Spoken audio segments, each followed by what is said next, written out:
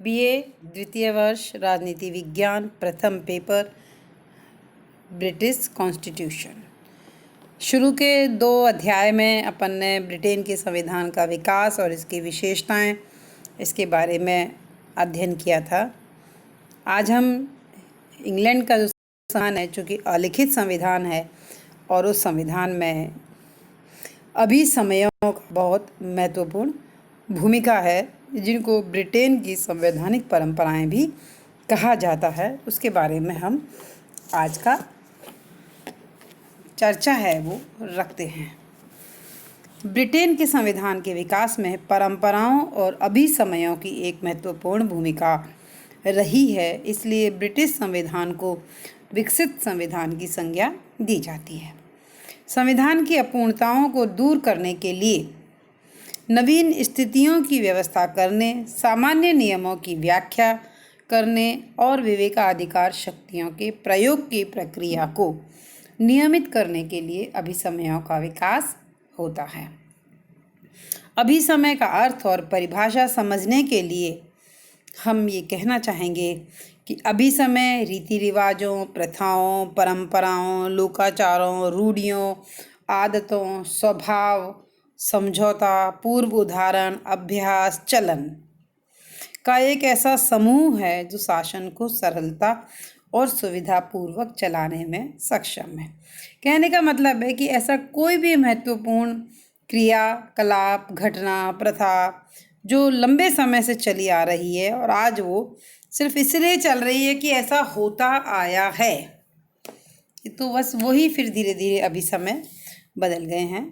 हरमन फाइनर के अनुसार अभिसमय राजनीतिक आचरण के वे नियम हैं जिनकी स्थापना परिनियमों, न्यायिक निर्णयों या संसदीय परंपराओं के अंतर्गत नहीं होती, बल्कि इनसे अलग इनके पूरक के रूप में और इनके भिन्न उद्देश्यों की पूर्ति के लिए होती है।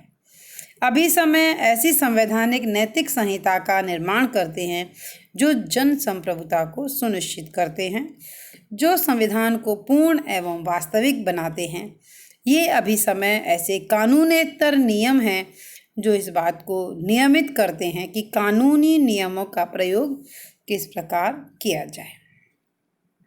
J.S. मिल इन्हें अलिखित नियम, एंसन इन्हें संवैधानिक परंपराएं, मार्शल एवं मूडी इन्हें संवैधानिक व्यवहार के नियम की संज्ञा देते हैं।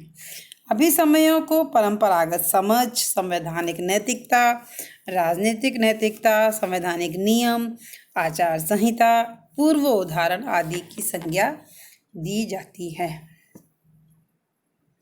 अभिसमयों की विशेषताएं जो हैं वो कौन कौन सी होती हैं, इसके ऊपर भी हम अभी चर्चा करते हैं। अभिसमय जो है वो उनका जो निर्माण है वो संसद ने नहीं किया, यानी कि इनका जो सोर्स है वो संसद की कानून निर्मात्री शक्ति न होकर, बल्कि वे ऐसी प्रथाएं हैं जो उपयोगिता के आधार पर अपना स्थायित्व प्राप्त करती हैं या कर लेती हैं। न्यायालय इन्हें लागू नहीं करते, न्यायिक मान्यता इनकी नहीं होती, इनका पालन सिर्फ इसलिए किया जाता है कि जनमत, पारस्परिक सहमति और उपयोगिता के आधार पर इनका आधार होता है, क्योंकि इनको जनता का विश्वास प्राप्त है। कानूनी और न्यायिक मान्यता न होने पर भी इन्हें कानून जैसी पवित्रता प्राप्त होती है और इनका पालन किया जाता है। अब हम बात करेंगे कि अभिसमय और कानून में क्या अंतर है। अभिसमय समाज की उपज है और कानून व्यवस्थापिका की, यानी कि अभिसमय समाज के परंपराओं से बने हैं, जबकि कानून तो व्यवस्थापिका के द्वारा एक निश्चित प्रक्रिया को अपनाकर ही बनते हैं। अभिसमय बाध्यकारी नहीं होते, जबकि कानून शक्ति का प्रतीक होने से बाध्यकारी होते हैं। अनुपालना कानून की अनिवार्य है।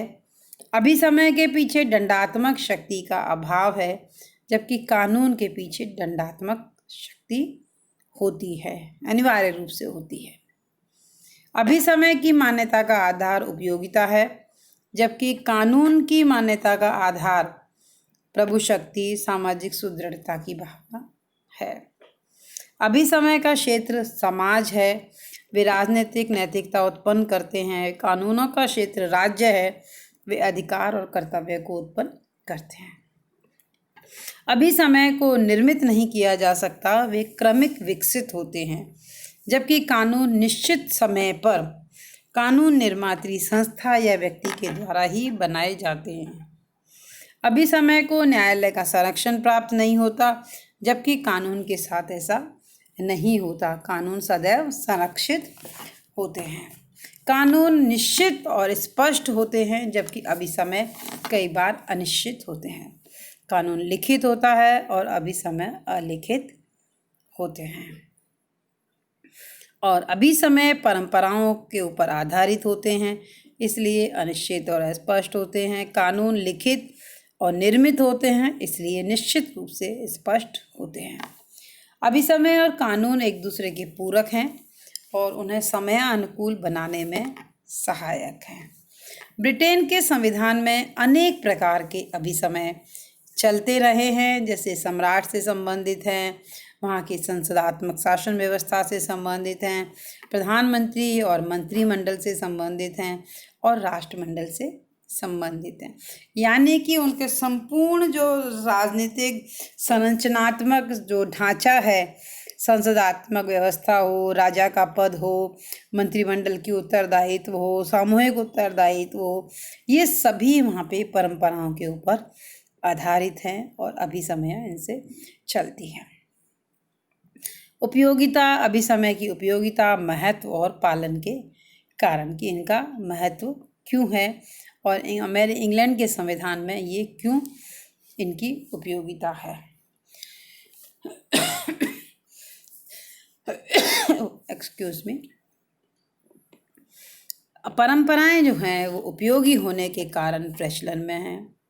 परंपराएं जन समर्थन पर आधारित हैं। अंग्रेजी समाज जो है वो एक कंजर्वेटिव समाज है और परिवर्तन बहुत जल्दी अपने अंदर वो स्वीकार नहीं करता है, इसलिए चली हुई सभी व्यवस्थाओं को वो स्वीकार करता है। उनको अपनी संस्थाओं से लगाव है और राजतंत्र को आज तक बनाए रखा गया है, ये इसी का एक सटीक उदाहरण है।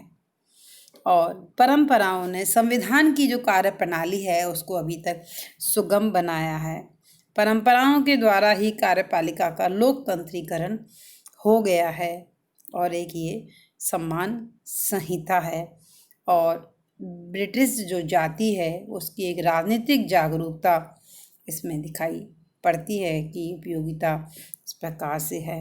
और यहाँ के जितने भी अभिसमय हैं इनके अनुपालन को लेकर के यहाँ के राजनीतिक दलों में कोई मतभेद नहीं है। जो इनकी जो व्यवस्था जो चल रही है उसको लेकर के दोनों राजनीतिक दलों में एकता है, उनका मत एक है। इसी वजह से जो है ये आज तक इंग्लैंड के संविधान में अभिसमय निरंतर प्रचलन में है। अभिसमय की उपयोगिता को अपन इसलिए भी कह सकते हैं कि ये संविधान के विकास में सहायक हैं। संविधान को एक कार्य रूप भी प्रदान करते हैं।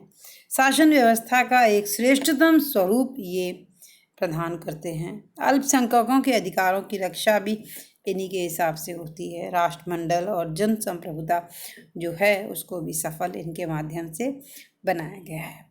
तो ये जो अभिसमय जो है ये साधारण सी बात है कि इंग्लैंड का संविधान चूँकि एक अलिखित संविधान है और अलिखित संविधान होने के कारण जो चीज़ें लिखित में नहीं हैं वो उनके प्रचलन में, वो उनके आधार पर, वो उनके हिसाब से चलती आई हैं। तो अभिसमय का अस्तित्व केवल इसलिए नहीं है कि अभिसमय केवल अपने लिए है, बल्कि अभिसमय उपयोगिता के कारण, लोकमत की शक्ति के कारण, ब्रिटिश राजनीति की जागरूकता के कारण, ब्रिटिश जाति के स्वभाव के कारण और एक मनोवैज्ञानिक प्रभाव के कारण। क्योंकि मनोवैज्ञानिक कारण ये होता है कि व्यक्ति का स्वभाव अगर नियमों का पालन करने का है तो चाहे आप नियम लिखें या ना लिखें, इससे कोई फर्क नहीं पड़ता है कि लिखित हों या अलिखित हों। तो अगर उसको पालन करना है तो वो करेगा, अगर उसका पालन को नहीं करना है तो आप लिख दो, समझा दो, शपथ दिला दो, कुछ भी करा दो, तो वो उसका पालन नहीं करेगा। तो एक मनोवैज्ञानिक शास्त्री है। तो केवल विधि के नियम ही सामान्य कार्यवाही का नियम उपलब्ध नहीं है। यहाँ पे शासन एक सहकारी कार्य है और अभिसमयों का यहाँ पर बहुत महत्वपूर्ण रोल है। धन्यवाद। तो परंपराओं के कारण ही ब्रिटेन के संविधान में लचीलापन आ गया है और इस लचीलेपन के कारण ही शासन व्यवस्था जो है बड़ी नमनीय रही है और सैकड़ों वर्षों के इतिहास में आज तक सफलतापूर्वक कार्य करती आई है। इसके लिए अभिसमयों की भूमिका को नकारा नहीं जा सकता। धन्यवाद।